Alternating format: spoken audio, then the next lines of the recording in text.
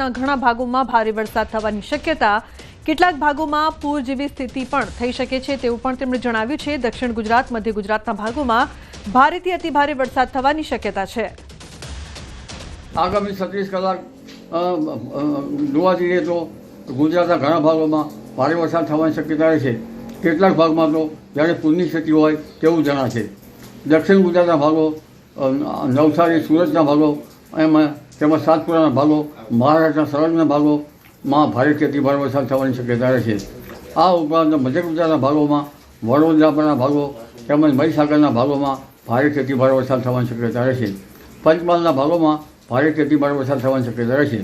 મહેસાણાના ભાગો, આ ઉપરાંત લગભગ ખેરાલુના ભાગો, વડનગરના ભાગો, માણસાના ભાગોમાં ભારેથી અતિભારે વરસાદ થવાની શક્યતા રહેશે।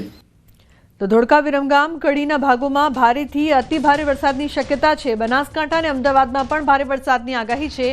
અમદાવાદના નીચાણવાળા વિસ્તારોમાં પાણી ભરાવાની સંભાવના છે। ભાગો, વિરમગામના ભાગોમાં, કડીના ભાગોમાં પણ ભારે વરસાદ થવાની શક્યતા રહેશે। સાબરકાંઠાના ભાગોમાં પણ ભારેથી અતિભારે વરસાદ થવાની શક્યતા રહેશે। એટલે આ વહન જમવું છે અને અમદાવાદના ભાગોમાં, નીચાણવાળા ભાગોમાં પાણી જળમગ્ન થાય તો પાણીની નિકાલની વ્યવસ્થા કરવી યોગ્ય રહે અને તે પછી તારીખ 26-30માં પણ એક મોટું વહન આવી રહ્યું છે। એટલે આ ચોમાસું ભારેખમ પાણીનો વહન લઈને આવતું હોય તેવો જૂન માસ જણાઈ આવે છે। જી, કચ્છના સુરજબારી પુલ પાસે ભંગાણ, નર્મદા લાઇનમાં ભંગાણ સર્જાયું। ગઈકાલ બપોરથી ભંગાણ સર્જાતા લાખો લીટર પાણી વેડફાયું છે। નર્મદાની મેઇન લાઇન ભંગાણ સર્જાતા પાણીની તંગી સર્જાવાની ભીતિ। જો કચ્છવાસીઓ કરકસરથી પાણીનો ઉપયોગ નહીં કરે તો પીવાના પાણીની સમસ્યા સર્જાઈ શકે છે। બીજા દિવસે કેનાલ સમારકામ માટેની કામગીરી હાથ ધરાઈ।